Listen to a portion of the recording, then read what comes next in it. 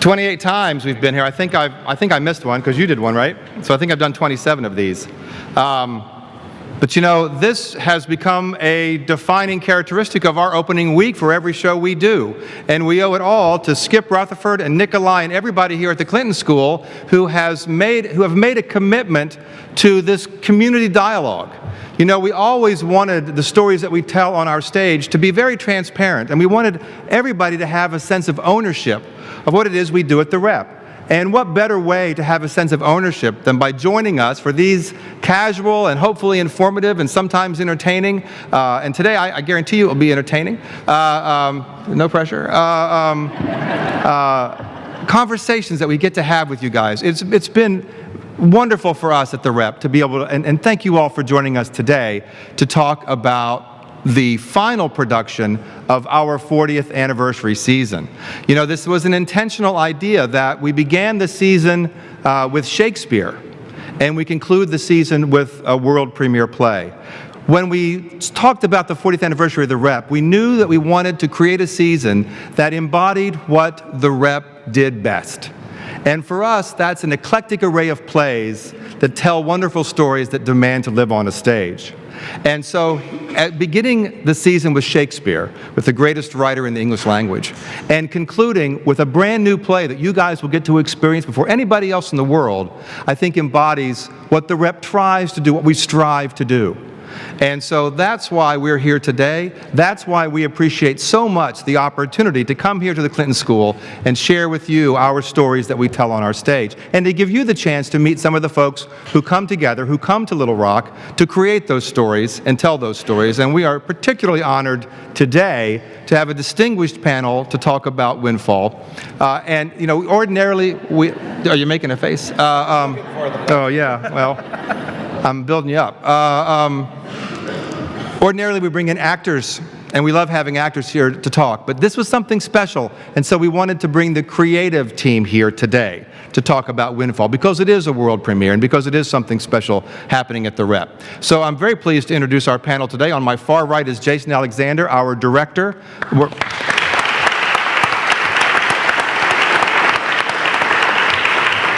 Scooter Peach is our playwright.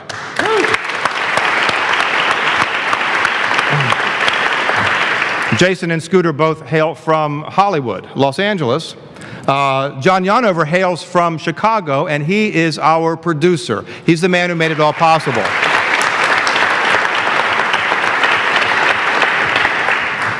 So I'm going to begin with some questions, and then we're going to open up and see what you guys want to ask these guys here on our stage. And John, I'm going to start with you. Last night in a pre-show talk, you said that we owe this entire experience, this entire production, to Donald Trump. And I think it's particularly apt here in this facility to start with that question. Tell us what you meant by that and why we owe this all to Donald Trump. Well, thanks, Bob. That's great. I was kind of hoping we weren't going to go there today. Oh no, we have to. We especially have to the day after Hillary has become the nominee. Anyway, yes, it really does have to do with Donald Trump, but not political reasons. Most of you know that Donald had a television show called The Apprentice, and about 6 years ago, he filmed an episode, a Broadway-themed episode, where each team was given a play, a musical that hadn't yet been produced. And the Donald doesn't know a whole lot about theater, so he invited some folks that he knew to come in and be judge. And I was one of the judges, as was Kristen Chenoweth and Daryl Roth, a fantastic producer, and I think you all know Kristen Chenoweth from just next door, Oklahoma. The executive producer of The Apprentice is a friend of Scooter, and later that year, after we filmed, the executive producer called me and said, "Hey, my friend Scooter is giving a reading of a play. Would you be in town next week? Because the reading is next week." And a reading is basically the show performed by actors, but there's no costumes and there's no set. They're actors standing or sitting at lecterns, and they're acting, they're reading, and it's a way for producers to sort of get a sense of if there's something here, if there's something really interesting that can be commercialized. And so I went to Scooter's reading of a play, not Windfall, the play prior to this one. And that's how we first met, and that's getting on 6 years ago. So yes, we can blame Donald Trump. I'm glad he's good for something. Sorry.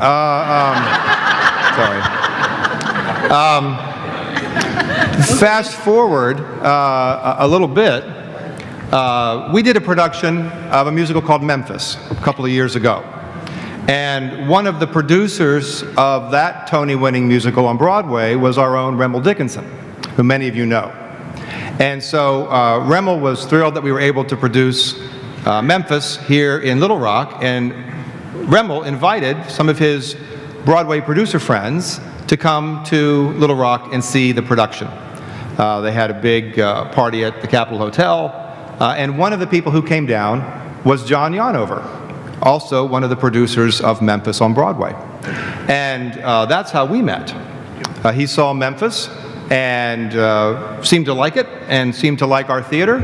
And so we began a conversation about maybe there's something, a property that John has that we would like to produce here in Little Rock. And so John sent me a number of plays. I read them, and the one that really appealed to me was one called Windfall. And so I'm going to ask Scooter talk a little bit about the where this play comes from and your relationship with Jason, and how this all, how the creation of Windfall, the writing of Windfall, came to be. Sure.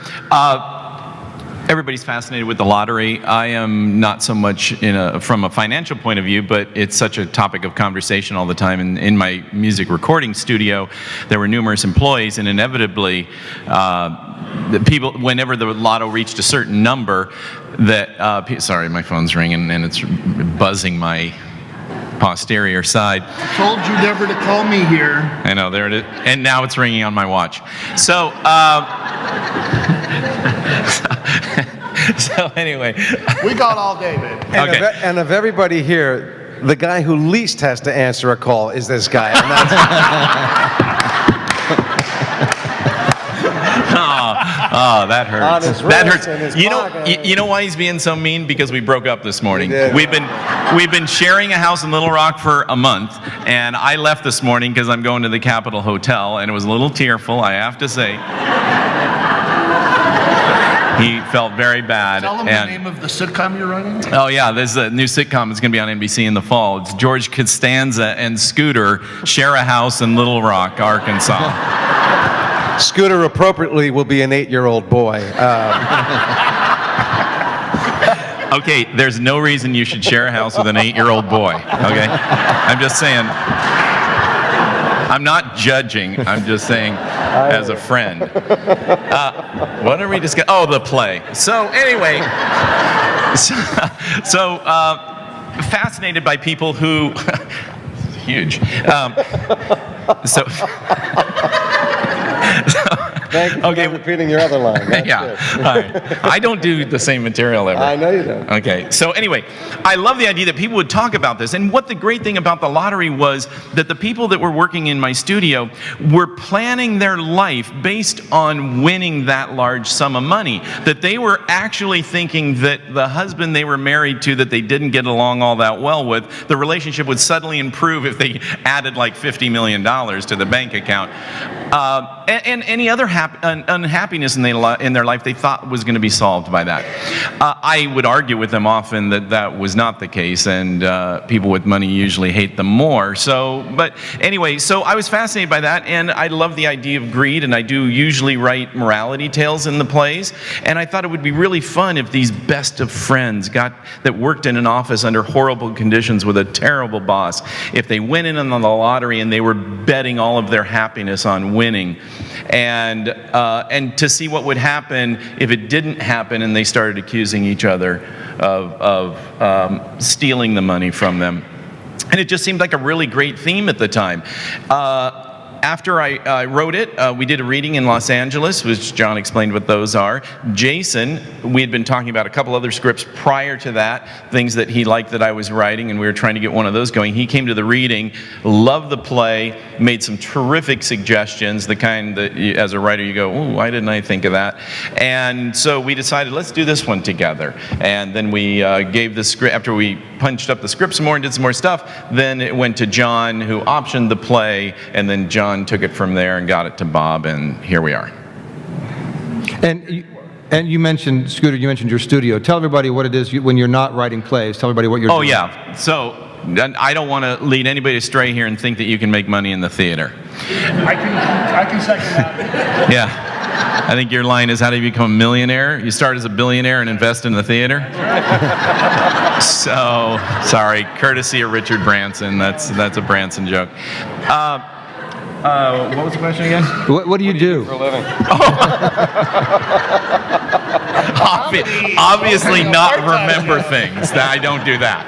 I'm a composer by trade. That's what I do for money. So I write music for TV shows, movies, songs, and all of those projects. And I wrote the music to the play when you come to it. There's some incidental music that starts the thing off. Actually, the music is really cool and really kicks off the play and really tags the end of Act 1 real specifically with the way Jason has staged it and the lighting and everything else. So when you hear the music, just know that it's pretty rare when you have a playwright who also writes the score for the show. So that's, I like the music a lot. I like the play too, but... Thank you. Jason, talk about your connection. How did, obviously you're working all over the country, you're very busy. How did this connection come to you? And I want to talk about, I think everybody here knows you as an actor. Talk about your evolution as a director, and when did you start directing, or have you always directed, and what is it that's compelling about directing for an actor? Well, it's on the chart of the ascent of man. You get Neanderthal, and then Cro-Magnon, and then actor, and then director. It's just the natural evolution. Where's producer? And then producer is God. God. Okay. Well, before I answer that question, I do have to say, because it's the coolest thing I've ever, to be in this building on this particular week is one of the most exciting experiences I think you can have. Just got to say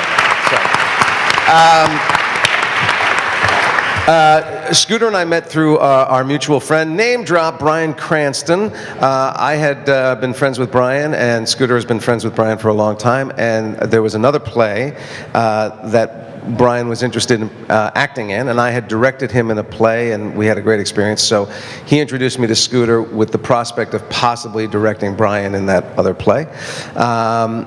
And that's how we met, and then Bryan decided to become a big star and play other presidents, and so his theater time got eaten up. And as Scooter said, I went to a reading of Windfall and was smitten with it. It really made me laugh. It really made me think about thematically what he's writing about. I thought it had enormous theatricality, that even in a reading where people were just sitting in chairs, you could see how this thing would work.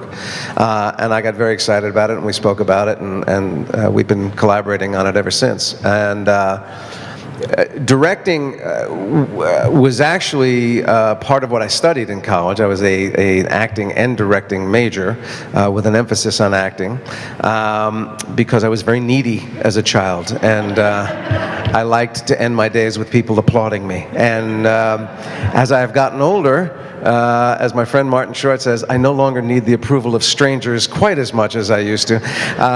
So the excitement about directing, the challenge of directing, as Bob well knows, is that you get to engage with everybody in the creative process. I like theater a lot because it is immensely collaborative. There's all these different departments and all these different elements, and at the moment that it's happening in front of the audience's eyes, all of those elements must be working in perfect synchronicity or the illusion is shattered. And that's dangerous and challenging and exciting. So to be able to be somebody who is coordinating and overseeing and collaborating with all those different designers and the writer and the producer and the technical elements and the performances, especially on a new piece of theater where nobody has laid the blueprint before of how this might look or how it should work, is just really engaging. It makes me fire on every cylinder, and I love acting, but when you're acting, you're really collaborating in one element and one element only, and after 40 years of doing this is just a little more fulfilling at this point. And is there a big difference between doing film and television and doing theater in terms of the work? As a director? Yeah, as a director or as an actor? When I teach acting, I talk about the difference of acting on stage or acting in filmed media. The technique doesn't change, the technicalities change. If you don't understand what cameras do, which takes just a little bit of experience to get used to them, then your performance may not go into the camera. But other than that, the preparation and the nuts and bolts of acting for cameras is no different from acting for the theater. The theater, you have to talk louder. Generally, that's the big difference. Directing is a little more spot specific when you've got a camera, because the audience will only see the thing that the lens is looking at. Whereas on a stage, I'm trying to make you look where I want you to look, but I know I'm terrible at that. And when I go to the theater, I'm always looking at the thing nobody wants me to be looking at, because I want to see if they're engaged and I want to see what else is going on. So it's a little more, you kind of sprinkle your little magic dust in a wider arc and hope that it all sparkles when the audience is looking at it. So Scooter has been here, our playwright has been here the entire time. That's, for someone who's a director, that's a new component. Has the script changed and evolved? How is that relationship? I mean, Scooter, you've been in the room almost every rehearsal. Right. Going back to the comparison between film and TV and say playwriting, playwriting is a field of writing where the writer has control of everything and no one's allowed to change anything that you put down on the piece of paper. If you write a TV script or a movie script, they take it as a blueprint, and anybody can chime in and they can hire other writers to change your dialogue, to do anything they want. They can shoot whatever they want. So the theater is this last bastion of a chance for a writer to hold on to everything and keep the vision the way that he or she had in mind. So when the play first gets done, you pretty much often need the playwright there, because as clear as you try and make everything on a page, sometimes it just doesn't translate. Inside my head, it's an exact replica of what should happen. But other people read it and they have different interpretations of lines. So it's just been a great collaborative effort for us to be here together to do it. And even though you try and think ahead of every potential problem that you might have putting this on the stage, suddenly the actor is there and we both turn and look at each other, we go, oh, okay, that doesn't work. And then you got to make some adjustments. So there are some pluses that if we came to an issue, I could just change a few lines and we could move on and go from there. So the script hasn't changed a lot. It was changing a lot up to when we got here. It changed. The play I read that John sent to me, and the play we went into auditions with had already changed. Oh, it was a total bait and switch. I know, right? I kept thinking, what happened to that play I read? Now it's this other thing. Actually, I think your exact words were, "You are giving me a comedy, right?" Yeah, the ending did change. And I think ultimately the reason we changed it was I have a tendency to get a little philosophical in my morality tales at the end of a play. And I really didn't feel like this is a comedy, and I really felt that we needed to go out on a big laugh. So I changed it. I still worked in the little morality philosophical thing, but it really needed to have a big finish and a big laugh at the end. So that was the biggest change coming up here. Now that we've been here, it's been little line changes and adjustments. Yeah, it hasn't. I don't think nothing major has changed here. We have.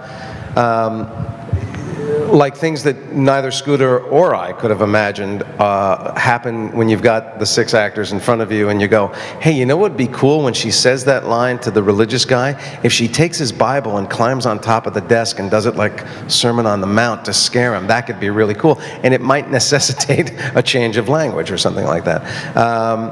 But the other change that I think happened between the time Bob read it and the time we came down here is that in conversations with Scooter, he's very funny. He's very funny. And I think the play that Bob read was first and foremost a comedy, and it wore its comedy on its sleeve.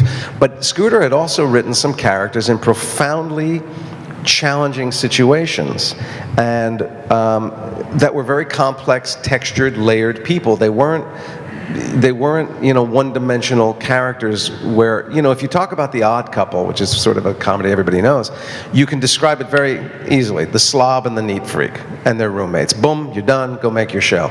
You would be hard-pressed to describe any of the characters in Windfall in that kind of simplistic detail.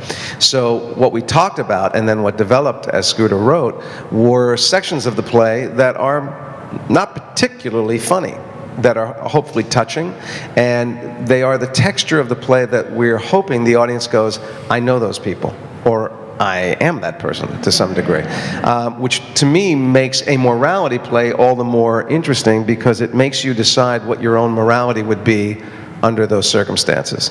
And I think that's the biggest I think that's when we went into auditions and I had to put actors through their paces where, yeah, I needed them to show me that they could handle a funny line, but I needed them to get very raw and very exposed. And Bob was watching that going, what the heck did we buy? What did we buy? I thought we were doing a funny show. What happened? It did sound like we were casting some kind of like horror film or something. If you were standing outside the audition room, you go, something terrible is happening in there. There was one moment in auditions, and we auditioned in New York for 4 of the 6 roles are New York-based actors, and there was one moment when we really wanted it. Jason was pushing this actress to really show us anger and hostility. Her friends are doing this awful thing to her, and this woman picked up a chair and she threw it on the ground. And I went, whoa. Bob went, what the heck is going on? And Jason says, that's what I'm looking for. That's Hitler! And that's when Bob leaned over to me and he said, you are giving me a comedy, right? I totally forgot what I was going to ask now that you reminded me of that whole experience and brought that back. If you don't know the plot as we've been describing it, it's set in an office. It's set in Columbus, Ohio, with 6 office workers who have a pretty oppressive boss. A lot of the comedy comes from that because, of course, oppressive bosses are innately funny. Then the second act, the first act sets up what's going to happen in the second act. And the second act is sort of, without giving anything away, it's sort of an explosion of physical humor. Is there, and so that a lot of what's funny is what's happening to these people. Is there a different approach? Let's say, from you're doing a very cerebral play versus a play that is so physical and requires so much physicality with the actors. How do you get there in the rehearsal process, and what's the rehearsal process like when the timing, everything is based on them beating the crap out of each other? How does that? At the time that we were doing the auditions, I knew sort of the 2 big things that we were going to do to the characters in the second act. I didn't yet know how brutal it was going to be. And as we were working it out after we had hired the cast, I kept sending them emails going, please go to the gym. Please do some cardio because this is going to be really challenging, really challenging. We were well served by my course at Boston University.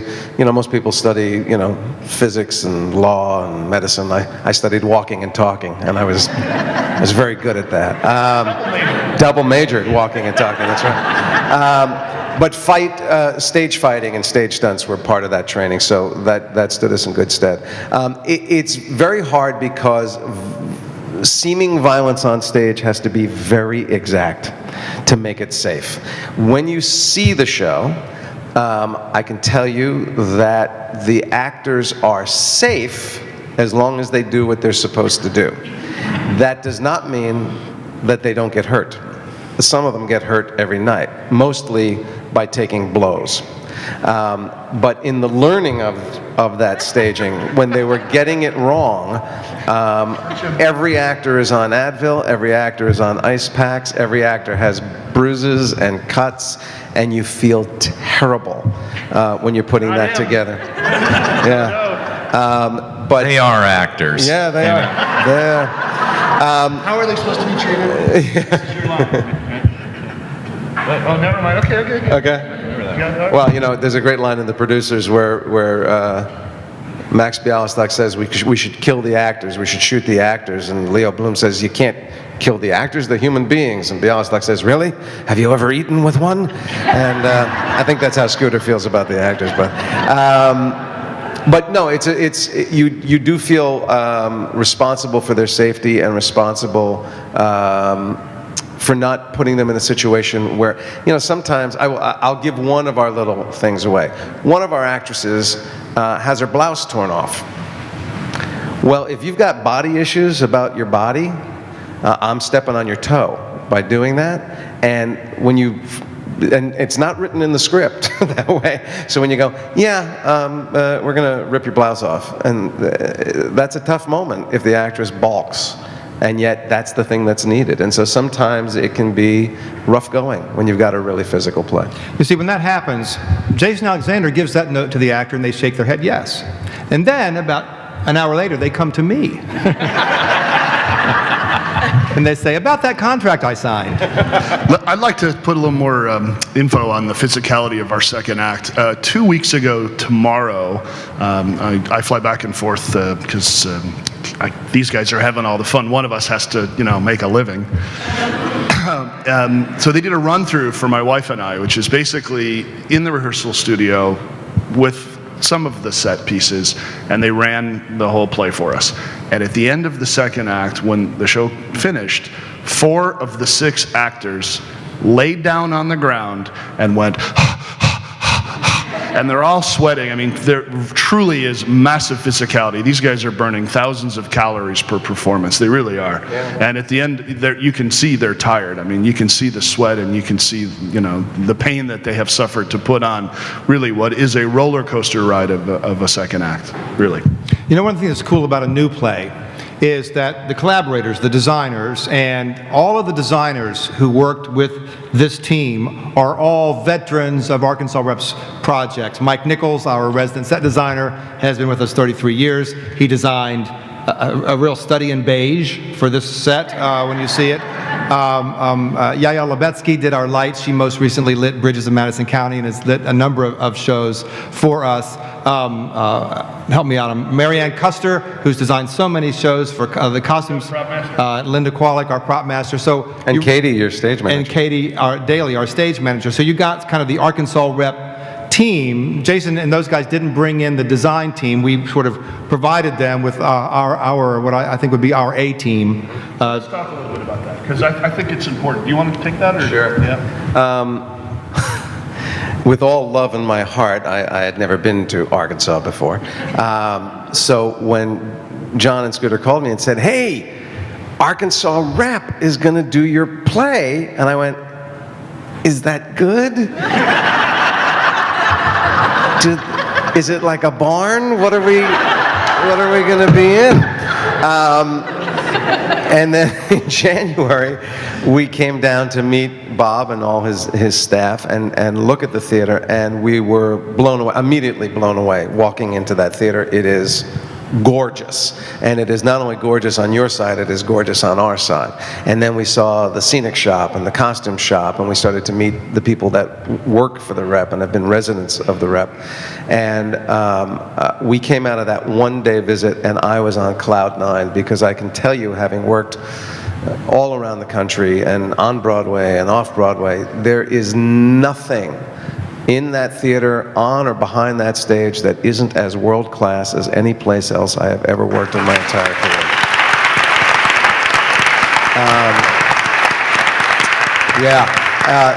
The creativity, the dedication, and more than anything else, the the enthusiasm. I mean, you work in New York, and people are wonderful, but it can get pretty jaded in New York. You ask for another prop, and they go, oh, man, now I gotta go shop. And nothing we asked for here, and it's a new play, so you think you want something one day, and you go, no, that didn't work, we need something else, or this kind of worked, we need to refine it.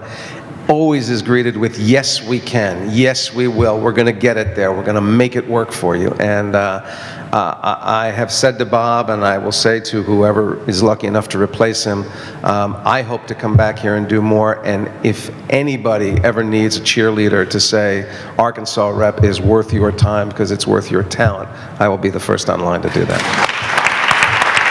And Scooter will be number 2, and I'll be number 3, for sure.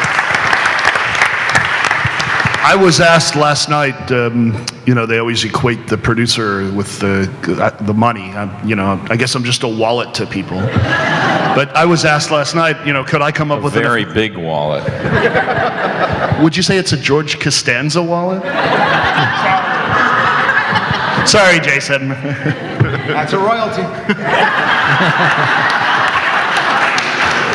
Folks, what you're seeing today is what really is going on. It's not a show going on here. This is how these two knuckleheads communicate. And I'll tell you, for me, it has been such a joy to work with them both because my jaw hurts at the end of the day. We're doing serious work, and there's serious things that needs to happen. But these guys always find the funny in it, and I just sit back and watch it all happen. Anyway, I was asked if I could give enough money to Bob that Bob would stay, and I said I didn't think I had that kind of money, and Bob corrected me and said, no, you do. But I'll say this, and I said it last night, this is a first-class theater, and the culture of this theater and the yes to everything, yes, we'll get it done, yes, it'll be done under budget, yes, we'll have it for you tomorrow. That culture starts at the top. Catherine and Bob, what you guys have created, and when Bob leaves, it's still going to be there. And I would love the opportunity to come back to this community and be a part of this theater, and we have had nothing but a wonderful, wonderful time. And it really has so much to do with all of you all. Here you are today on an afternoon when you all have very busy schedules and you want to hear us talk about a play. It is really indicative of what this community is about, and we're all really blown away by the support. Thank you all.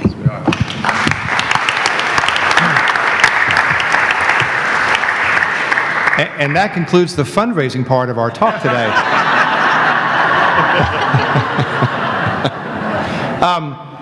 And conversely, on the flip side, when we were talking about doing Windfall, and John, said, well, Jason Alexander might be interested in directing. We were prepared to create a pool at the office to say, well, will he actually show up? Will he actually come to Little Rock and direct this play? Or when will I get that call that says, oh, I'm so sorry? And, we were going to have, we talked that we had contingency plans for that, right? So the fact that he showed up is indicative of how bad my career is right now. I need a job. Anyway, the fact that these guys have been here creating this play in the trenches day after day with an amazing team of 6 actors and the production staff we were just talking about. But these are the guys who led the charge, who talk about it 24/7, who are really committed to making this play happen and to tell this story for all of you. And so it has been, we've done new plays before, and we have the scars of those experiences. And this has been not only a wonderful collaborative artistic process, it has been fun. And those two things never go hand in hand. Which must mean the play's no good, right? because we've had so much fun. Yeah. No, well, we've had 2 preview performances. Sold out last night. And audiences have been incredibly enthusiastic. And, these guys, we're all learning from the reaction that the audience gives at the previews, and it's getting, Jason's notes are shaped by how audience react, what they laugh to, what they don't respond to as well as we'd like, or what we anticipated. And of course, this is a new play. It will continue to evolve. We will all learn from this experience, and it will continue to grow, in the expectation that it has a life after Little Rock. But the process, the planning process, the collaborative process has been top-notch. And I know that this theater will absolutely, if we're ever lucky enough to get the three of you back here to do another project, it will be a good day for all of us, because it has been... No. I tried, guys. But it doesn't mean anything from him. I'll give it to you in writing. Yeah. Let's open up for questions. What would you guys like to ask? Yes. And we'll get a mic for everybody here, too. Hold on. Try again. You said something about Or not.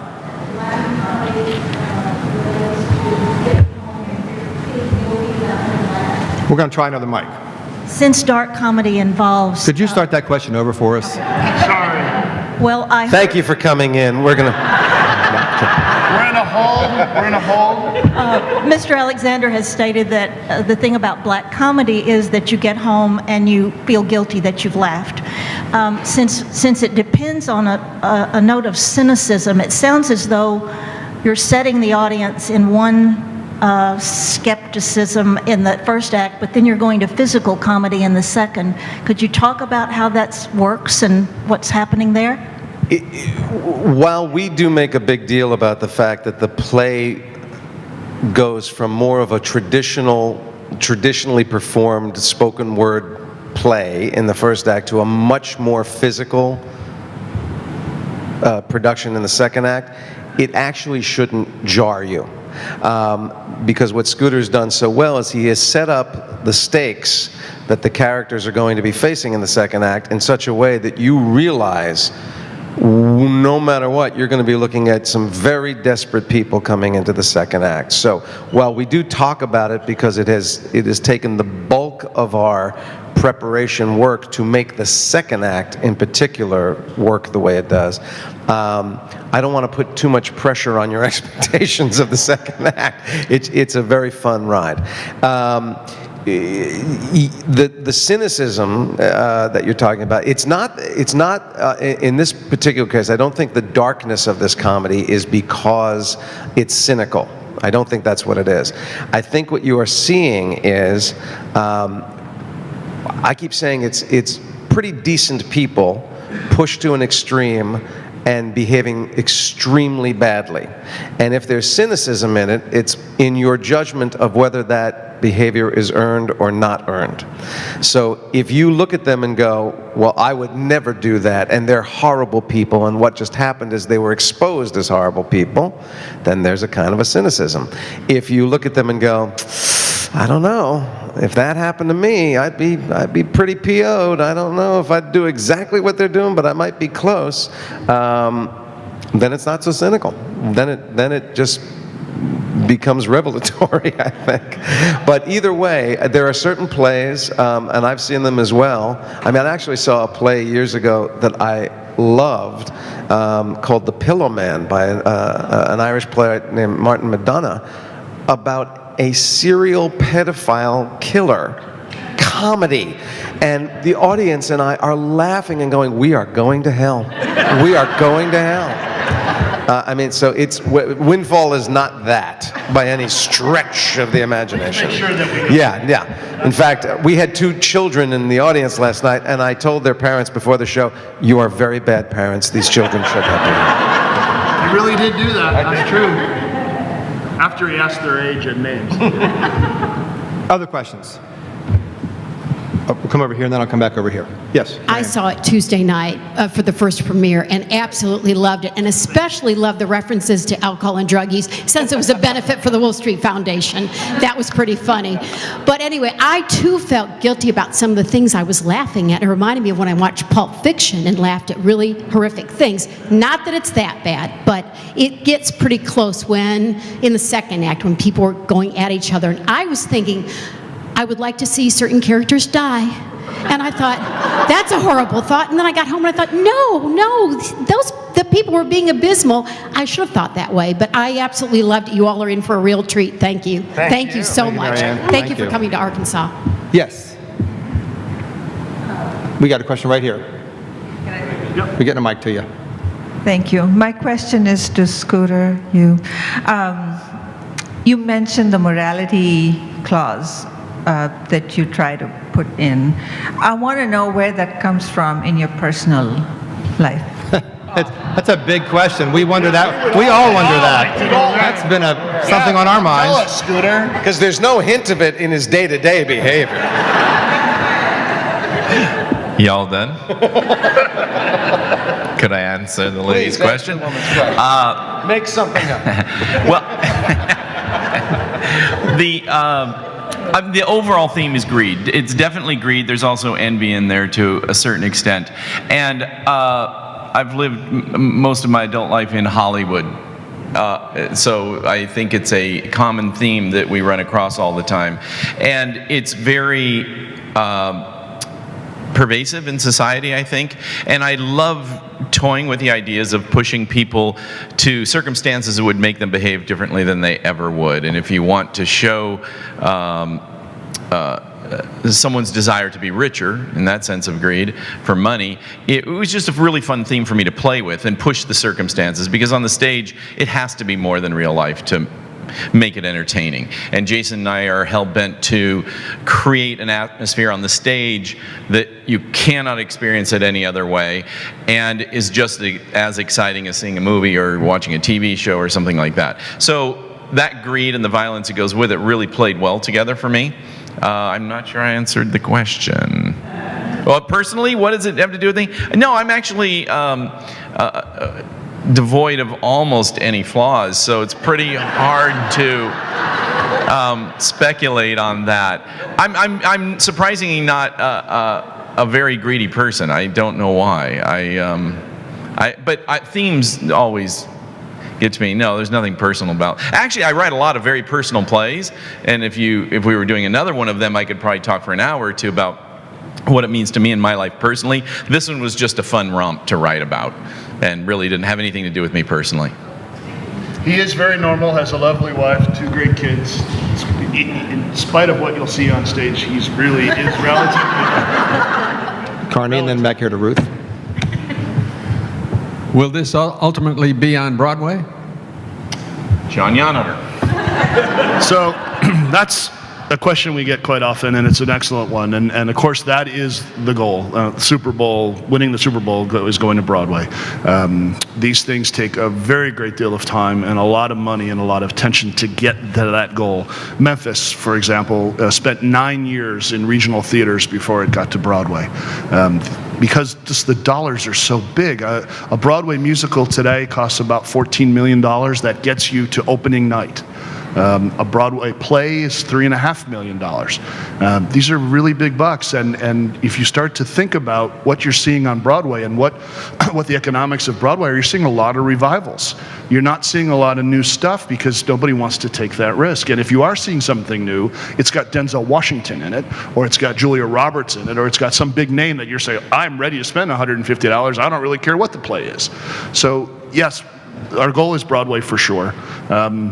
We come out of Arkansas with a great product. These guys have fine-tuned a terrific show.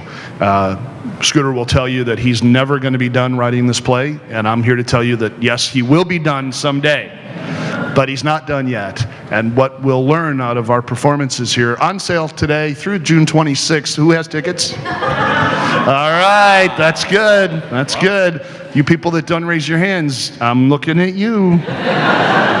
We'll come out of this great town with some real great knowledge of what works, what's not working, what's funny, what's not funny, what parts we need to push up, what murkiness, if there is any. We're asking a lot of questions. Bob's asking questions after the show. Were there parts that you didn't understand? Did you understand motivations? And really fantastic responses. Yes, I understood it. I understand the characters. And so there's a lot of really terrific, and we've just got a little bit of stuff to fix. And every night, these guys are working it. Can I add one thing about the Broadway question, because it does come up all the time, and It's interesting if you wrap your head around this. So, not too long ago, if you were doing a television show, the question was, is it going to be CBS, NBC, or ABC? Because those are the big ones. Those are the ones that have the biggest audience, the most money gets spent, the most money can be made. Doesn't mean they were the best shows. It means they were the most popular shows. That's what Broadway is. Broadway is not necessarily the best the theater can create. It is the most popular the theater can create. Sometimes those line up, and you get a Hamilton, you know. Sometimes they don't line up. And there are some pieces in New York right now that I've looked at, and some of you have gone to, we've gone to, and gone, don't quite know how that got here, but it happens. So would this be great if it goes to Broadway? It would be, in that it would say it is popular enough. It is enough of a show for the mass audience to merit that. It doesn't, for me, necessarily dictate whether it's good or bad or something in between. But for somebody like John who's invested in it, that is the goal, because that's the biggest return on his investment. And it's great for both Scooter and I because it has a cachet, so that when he writes his next play, they go, from Broadway playwright Scooter P. You know, they do that. Tony nominated playwright. Yeah. But I'm just saying, I would didn't not. win?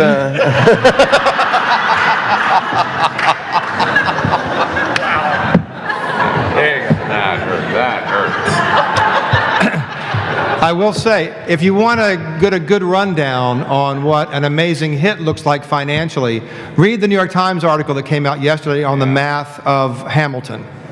Now, Hamilton is an exception and will hit the $1 billion mark probably sooner than some other $1 billion plays.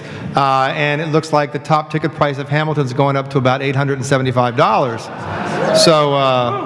So there's... As someone who gets a piece of every ticket sold, that's the greatest news I've ever heard. But I would say, as a producer, now think of all of you as investors, and I call you up and I say, hey, how's your day going today? Man, I'm working this great theatrical project. I'm looking for some money. Really, John, you calling me again? No, seriously, this is a really good one. It's going to be some African-American guys and some Asian folks and some Hispanics, and they're going to do, all the music's going to be rap and rock and roll, and it's about Alexander Hamilton, right? You're going to write me a check for 50 grand right there in the phone. I know it. And this is what's so crazy about our business. You just never know. I've invested in close to 35 different shows, and trust me, I never invested in a bad one, okay? They all sounded great. The pitch was fantastic. But you just never know what it is that's going to resonate with an audience that they say, geez, I want to plop down 150. Today in the Chicago Tribune, my town, we're going to be the first recipients of Hamilton on tour. And so they're going to do what's called a sit-down production. And so the producer was interviewed today, or yesterday, and it was published today. And we're talking about ticket prices. And you know, the top ticket price in New York from a scalper for the last row is about $2,500, okay? Now that ticket price really is about $110 to the creative. So the rest of that money, none of it's going to guys like Scooter or Jason, or in this case, Lin-Manuel Miranda, or a good friend of ours who's the sound designer. So that money's going to scalpers. And so when Bob talks about the top ticket price is going to be $800, you know, great, because that 800 is going to go to the production company, the guys who really created the art, not to some scalper who has some crazy robot that can go online and grab tickets. So the whole article was about, there are 200 tickets per night in the theater in Chicago, $500 per ticket, and $600 during the holidays. This is unprecedented, but they're going to sell those tickets out because, trust me, folks, how many of you seen Hamilton? I think we could nod your head if you agree. It is absolutely worth the hype, right?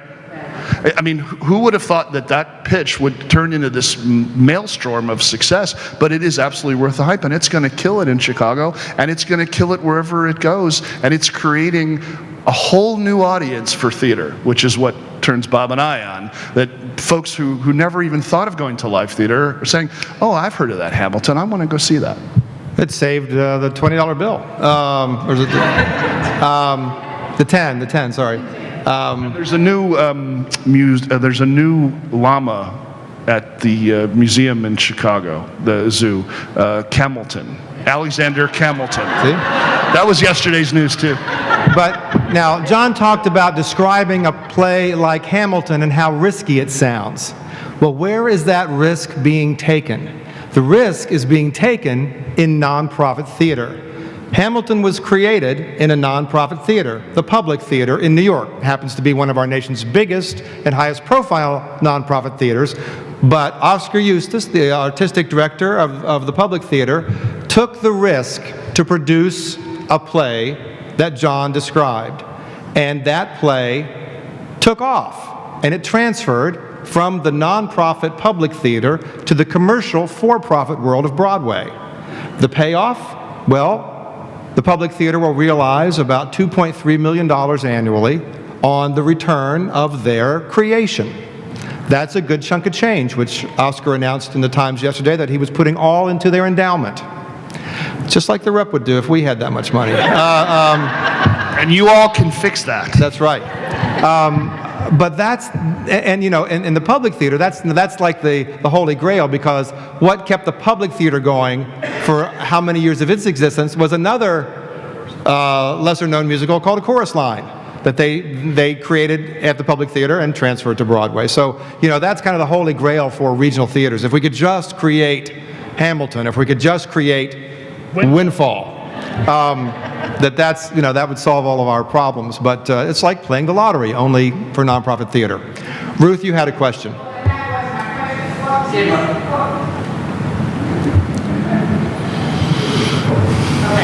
That was my question. What piece of this, whether it goes to Broadway, if it is a successful play and goes to other nonprofit theaters and has a life, what piece of this does the rep get back? None of mine. I'm going to let Bob answer that question. I'd have to go back and look at the contract. It was something we negotiated like 2 years ago. Usually, historically and traditionally, the creating organization might have a 5% ownership in it moving forward, and that's usually capped at 5 or 10 years. That's a traditional model that we've had with other projects that we've created, like Because of Winn-Dixie, when we did a couple of years ago. And that's typical, but of course if you're the Public Theater, you're going to have a much larger piece because of the incredible high profile and because it's in New York City. So there's more cachet associated with that. But that's a typical negotiation for something like that. Yeah. Yes, sir. Absolutely. Yeah, great to have you here in Little Rock. Can you tell us some of your favorite experiences, restaurants, bars, that type of thing? How much time do we have? You go first. Tony, winner. Belatedly. Well, there's been some terrific ones. John is a fan of barbecue, so we're forced to eat that pretty much daily. Whole Hog Cafe has been terrific. We've loved it. Near our house where we live in the Heights, I walk down to So. There's that great steak place with a great wine list, and I enjoy talking to Vio, the bartender there. He's a great guy. I'm pretty much there every night. Jason hangs a sock on the door, and I'm not allowed to go in for like a couple hours. And this is what living Nobody with has sex with the writer. That's one of the problems. Right. Director, I know, yes, right? not the writer. Yeah, it's terrible. That's why I write. Never mind. Shouldn't go any further into that. We've also, Scooter and I have hiked Pinnacle once or twice. And most of our time is spent right by the rep. So we know EJ's, and we know Power, and we know Samantha's, Bruno's, Samantha's, and we know, that's been our little haunt area. And frankly, Scooter and I have not needed much food because we live very close to Fluffy Porter, and Fluffy drops big meals right on our doorstep many times since we've been here, and we've been eating brisket, and we've been eating all kinds of wonderful things that she leaves on our doorstep. Beef tenderloin, which Scooter called pot roast forever. We were in the back room here waiting for these guys to arrive, and I look out and I see Scooter walking from the parking lot, and he's got a cooler. Why is Scooter coming with a cooler?